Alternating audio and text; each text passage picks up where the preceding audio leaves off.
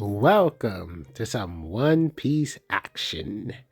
If you're new to the channel, please, you know what? Let me just hold on that thought real quick. I would like to say with this build, real quick, you see Basil Hawkins and you see the 7-drop kid.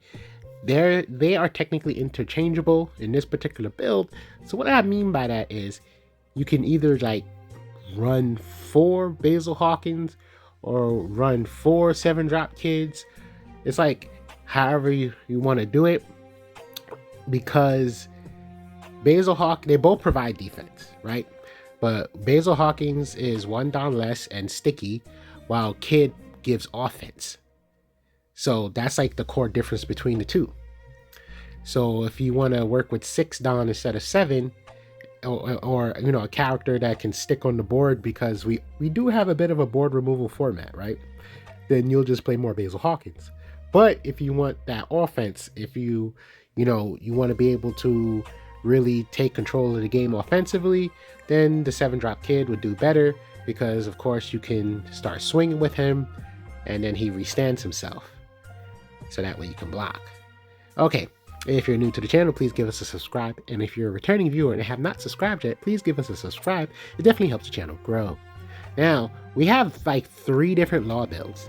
Now, this particular one, as you saw like the title, like high drop law, we were trying to incorporate, you know, higher drops. Now, we kind of stopped at the 7 mark because 7 gives us 3 Don to play with. So that's like 1 Don for a 1 drop and 2 Don for shambles. So that's like the idea. Now, of course, if you guys want to add higher drops, feel free. But the reason for the higher drops is so we can try to compete more with what's going on in general. Bigger bodies are harder to take off the board, and bigger bodies have an easier time fighting back. So it's the current law struggles, and it was like, okay, yeah, we can just work bigger characters into this deck. It might make life a little bit easier for us. And this list, we went this route because it was relatively simpler.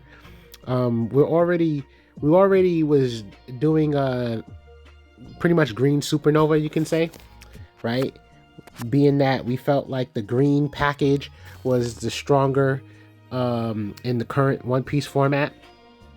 And it was like, wait a minute, there's more green supernovas, right? They're just higher drops, but let's just look in this well right here. And it was like, okay, let's get the Basil and let's get the 7-drop kid. So that's the overall thought process. And yeah, you can find them with Jury Bonnie and blah, blah, blah. So it does technically make it easier. Oh, okay, we're going with the blocker.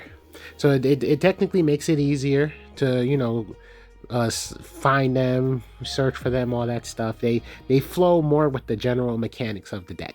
So once again, oh, okay, we got a nice block, respectable block. Once again, that's the general idea, is trying to incorporate higher drops so that way they can stay on the board easier, and also be able to, they're harder to take off the board via attacks or effects, right? And then you can swing with them. So if you look at our board right now, we got 2 5-drops and a 7-drop, right? It's kind of intimidating to the Yamato player, respectfully.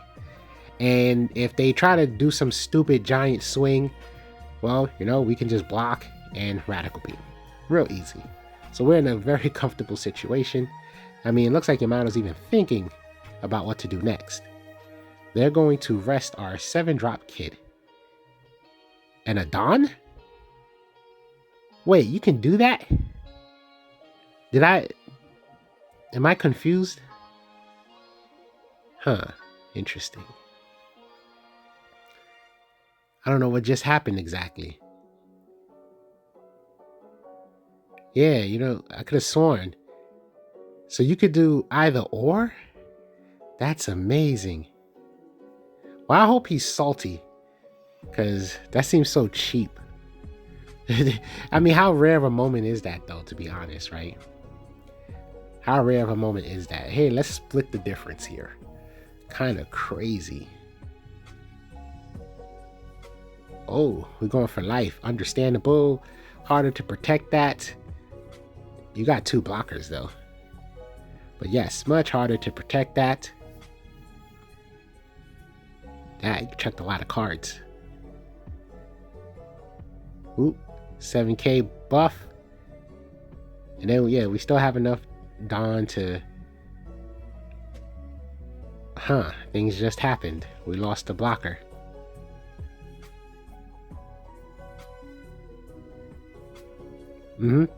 See if they give us something. Dang, they're letting all their resources go. You gotta block eventually. This should be game next turn. See, now we got the restand. Lovely defense. See, offense, defense. That's the great value with that 7-drop kid. Offense, defense. So we get a big swing. We get access to a big swing. Dag. Y'all just like having everything, don't y'all? Tough decision, right?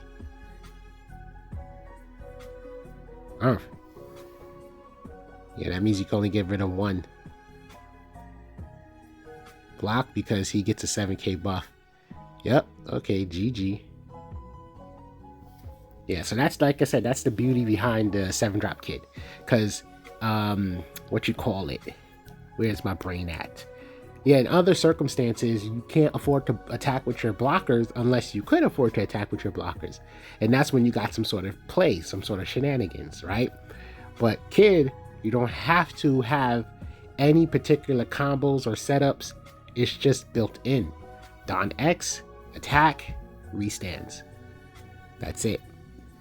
So he gives Law lots of value. Law gets to be way more offensive while keeping his defense.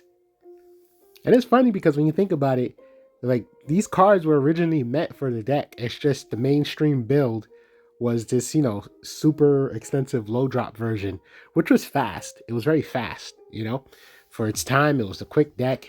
It's just, yeah, they just kept printing things to just hurt low drop. So Law just became an easy victim. And then other decks got faster as well. So like, you're competing with decks that are also dropping 2 characters on the board, but their characters are 5k and 6k and 7k. Oh, 1 2 1 2 1 2. Meanwhile, you just 2,000 power, 0 power, 2,000 power. You see? So it's like, yeah, the game really changed. So Law just, in my mind at least, you know, Law had to go to the gym real quick, get some gains, come back a bit stronger, get his weight up.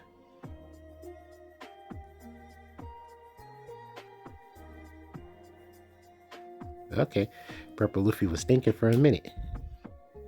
Oh, putting pressure. I respect it because Purple Luffy, traditionally, they can't afford to just lose their life because they want to draw it to ramp, and he decides to take it. I wonder if his hand is bad. I mean, you really just need to ramp twice. Like, once you ramp twice, you're okay, in my opinion. You don't need to go too crazy with it. You should make sure he gets Kid and Killer off the board, I'll tell you that.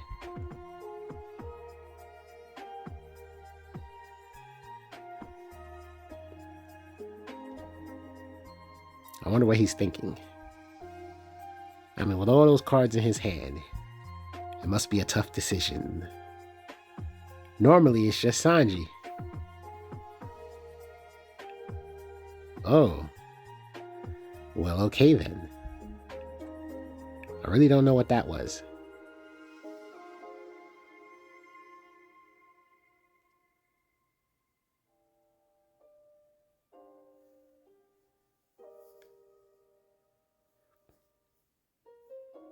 Alrighty. I wonder what's going on with this Purple Luffy player. I wonder if he's okay.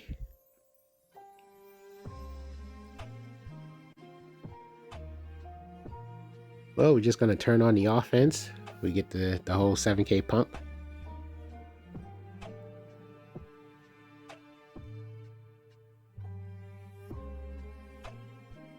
Yeah, I'm surprised you're just not quitting if it's like that. Like,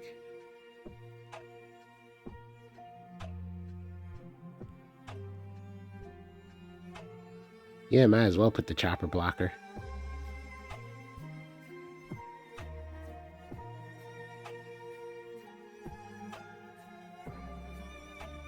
Concede?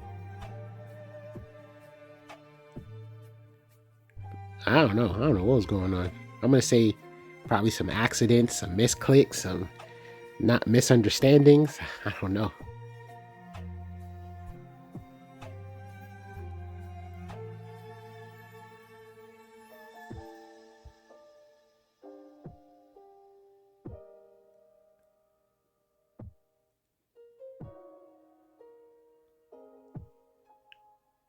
Okay.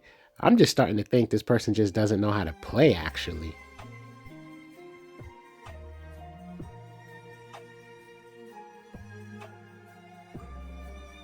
I mean, you could do 2 2Ks, I guess.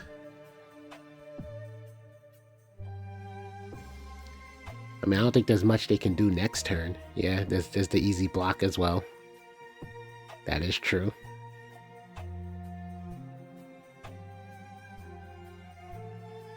The most you got is Don X Luffy swing. That's the most you got.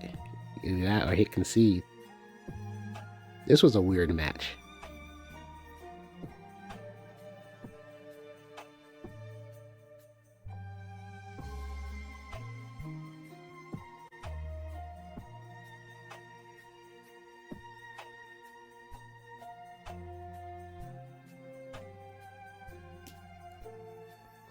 Okay, swing.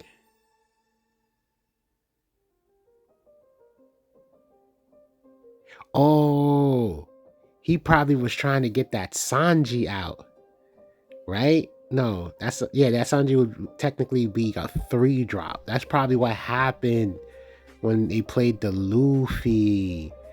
Oh my god. Okay, that made more sense. I don't know if the play does work that way. I have no clue, but now I get it. They most likely was trying to target Sanji with the Luffy double summon, and it just wasn't working. That kind of changes things a little bit. Now, would they have one? Ooh, okay. Bricks. Now, would they have one? Probably not. But yeah, it made the confusion more understandable. And then it was like, play this. They should have just played the Zoro or whatever. They should have just played something. I get it. Especially when you just go on tilt. Like, I can imagine that probably tilted the opponent real quick, and they was just like, damn it. Okay, I forgive. I'll take back a couple of things I said about that Luffy player. See, a lot to One Piece's information, and I didn't know what was in their hand, so I'll take it back. I get it. Still, probably would have just let the Zoro hit the board. Probably would have did that. I'm assuming Zoro was in his hand when he had the Luffy, because at least that one turn where he had the attacks, he could have attacked with more. I don't know.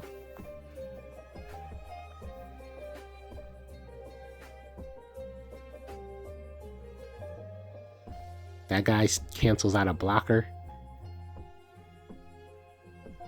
Maybe they played it for some board development. Not too sure.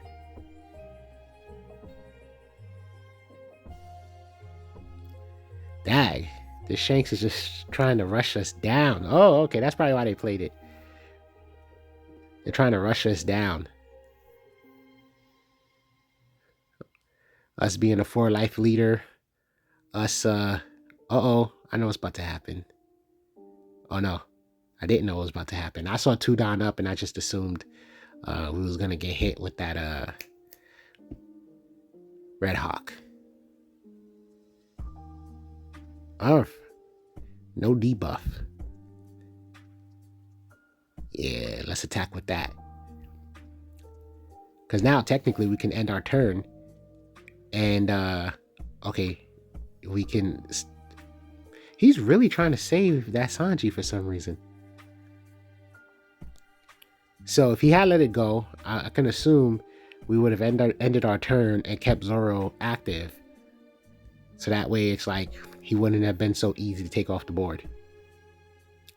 Okay, so we don't have to worry about Ben Beckman there. We have 8 Dawn. We don't have many 1-drops in our hand, but we do have a Cavendish. We have a Cavendish. We have Basil Hawkins. We have some characters. So it looks like we're gonna go for Basil and maybe a Basil and a Chopper, or just a Basil and then 1 Dawn for Radical Beam. Okay, that's what we're doing. Board development.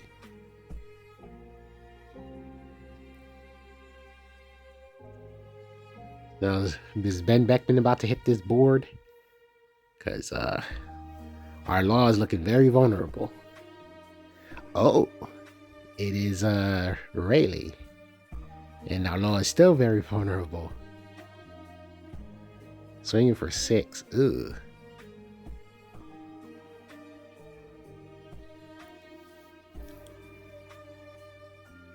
Okay, let's see what our options are. 10 Dawn. Cavendish basically hits the board at a 3 Dawn value.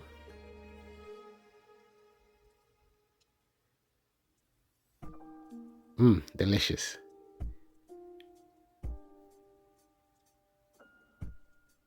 Now we technically can let Nami hit the board. Just probably see what he does. That's what that was. Understandable. Nami hits the board. Oh no, we whiff. We whiff. And we was coming up to some laws. That's the sad part. It's like sometimes you don't want to be greedy with your searches, but this is a law deck, right? Like you pretty much play searches as much as you can just so you can try to get more cards in your hand. But yeah, look, we got a pretty healthy board. And with 2 Basil Hawkins, he has to be careful with board removal. I mean, granted, it's not like he doesn't have targets, right? You still got a Nami, a Chopper, and a Cavendish as a target. But at least we know Basil Hawkins, if he attempts to remove Basil Hawkins, we can rest his characters. Now, there is a way for him to get around this. He can just attack with the characters and have them rested, and then play some form of board removal.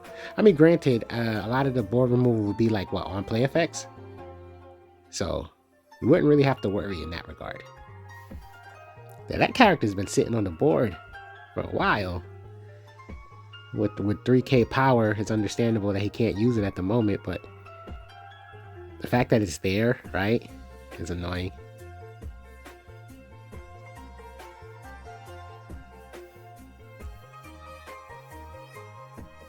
So we got to make some decisions.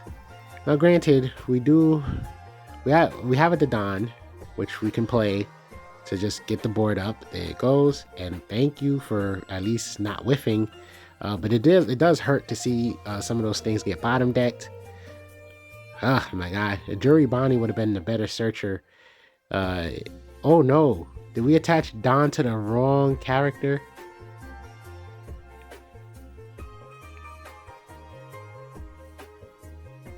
Okay, I'm not too sure if we wanted to attempt to attack the Rayleigh. I'm not too sure what the overall attempt was. Oh, we're gonna put that back in hand? Oh my god, okay. Relatively risky play here.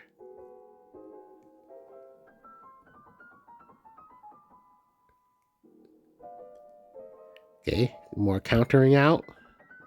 Gotta love to see it. 7k swing. Had that 2 Dawn up. Is it finally a Red Hawk? You had that 2 Dawn up for a while. Yes, it is, and they got rid of our Chopper. Well, we do have 2 Radical Beams. I really thought it was gonna be restand law. I really thought it was gonna be our strong Basil Hawking swinging, and then our restand law Oh no, he only does 5 drops. Okay, it only does 5 drops. Okay, I see it now. So we just prepped the board for Rush Luffy. Oh, you gotta love it. A good friend of mine. Oh, they quit. Okay, hold on.